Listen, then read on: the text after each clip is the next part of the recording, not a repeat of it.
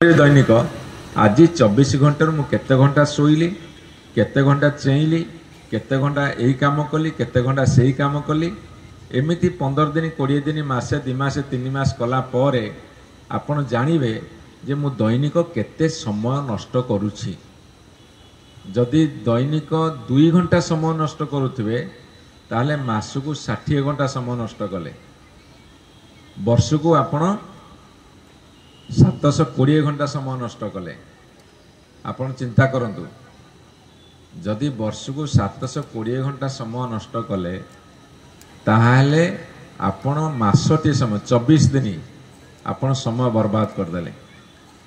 आमे मिनिमम 4 घंटा 5 घंटा 6 घंटा केवल जोटार प्रोडक्टिव नहीं सही काम रे आमे बेसी समय दउचे। जीवनर मूल्यवान समय को आमे अपचय करूचे। मु तो लास्ट को कही